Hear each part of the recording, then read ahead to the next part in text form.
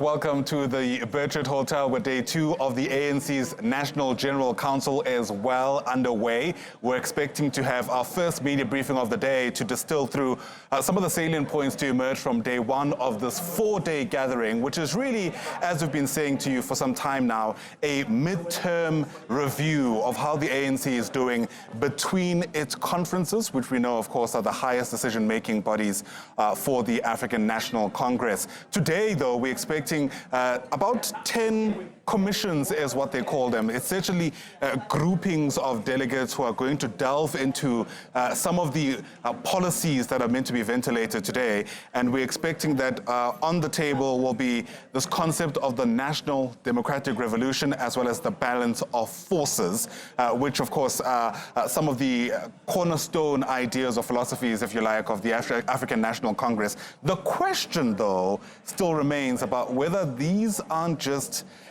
nostalgic, rhetoric ideas, or if in fact they have found some kind of resonance with branches that are represented at this gathering. And as we wait for this briefing to get underway at 10 o'clock, let's continue making sense of where we are with Professor Lesiba Teffo, who is a political analyst and has been with us really since the start of the day. And Prof, it's lovely to see you. Thanks very much indeed for making time. I imagine part of what we're going to hear in this briefing that will start, we're told at any moment now, is reflections on what the president has had to say when he gave his political overview yesterday.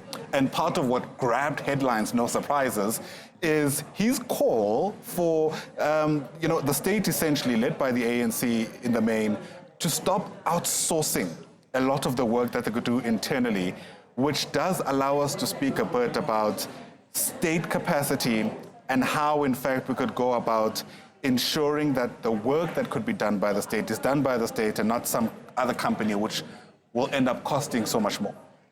Yeah, thank you. In a small way, in response to your question, allow me to again reference Ntatema Dadze of Limpopo. I wish he could be invited to repeat what he said. And I wish some secretaries may call him and say, can we discuss what you said today, this morning, right? Because you see, you talk state capacity. They talk state capacity, and we have been discussing with them the notion of state capacity. I have a traditionalist state capacity concept. I'm not a technical person, and I'm not a theoretician. I'm a pragmatic. And it doesn't matter the color of your skin. If you do it right, I'll celebrate you. One, under the National Party, we had state capacity. Forget about the ideology of it was ominous and abominable, but they got things right, they had the systems right. Then you get the homeland system, right? It's an adaptation of what was there, and they got things right.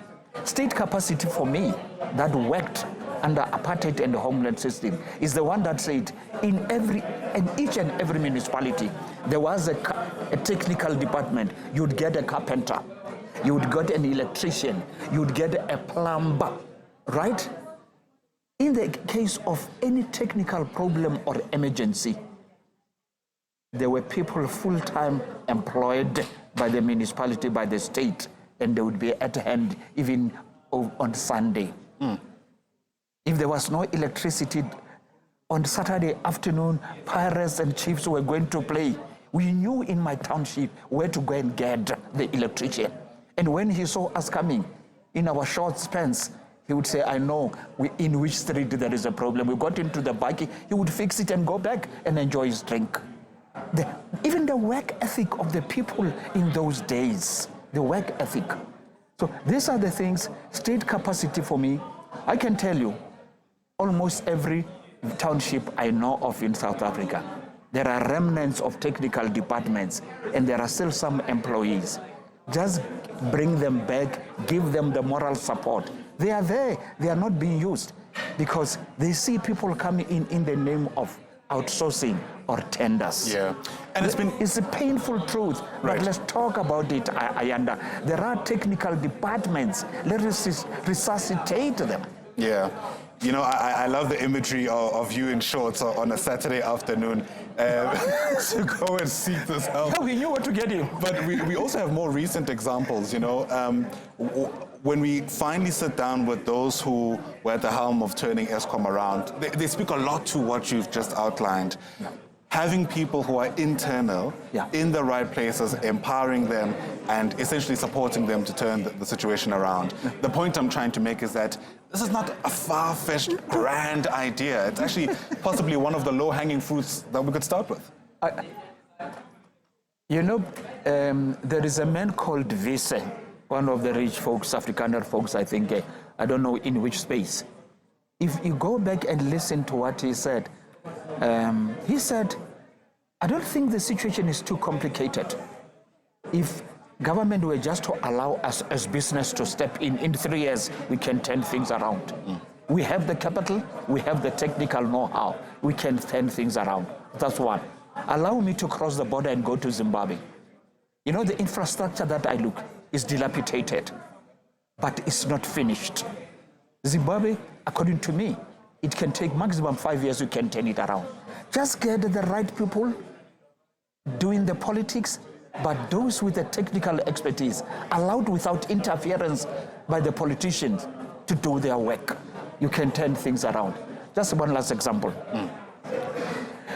You talk about failure to get jobs, to do jobs, to manufacture, to do this. There is no township that I know of that it didn't have we call the business units built by Bantu Investment Corporation.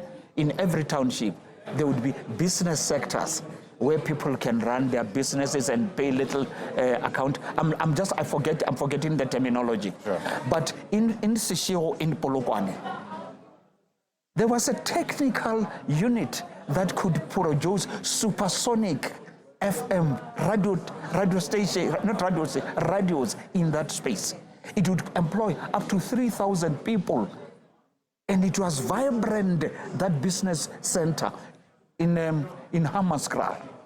Babelig, it's called Babelig. Right. Oh, that was an incredible, vibrant space. And the offshoots are there. Step in, resuscitate them, enable people to move in.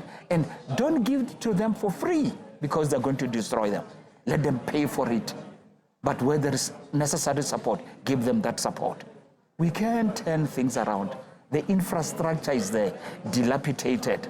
Most of the things, in the name of the tender system, we let them collapse because that was also a money laundering tactic or strategy. Yeah. But we can do better. And those aren't just your words, Prof. I think the ANC president alluded to that. You know, he said this concept of outsourcing essentially gives a breeding ground for corruption.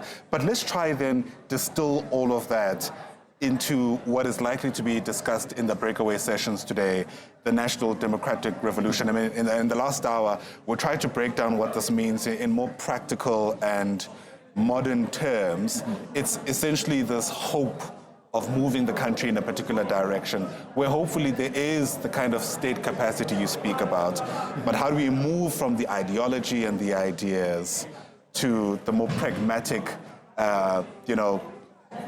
material change? Yeah. That is the tension between ideology and pragmatism. And I say the two can be blended, right? But the problem with us, we tend to be ideologues.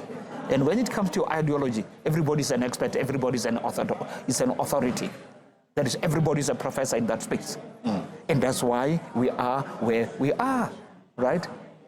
And I keep saying, if only they did not destroy that research unit under Thabo Mbeki and Mandela, right? It's run by Nechitende, Vusi Gumede, and others. What they are discussing today, they would be guided by those documents and the facilitators, among others.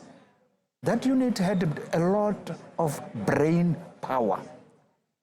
You hear a lot of almost all the speeches in the past 5 years or 10 years, it's a rehash of the same thing. Right. Because there is no intellectual capital that can interrogate, come up with innovative ideas that are responsive to the existential challenges that the average man is faced with on the ground.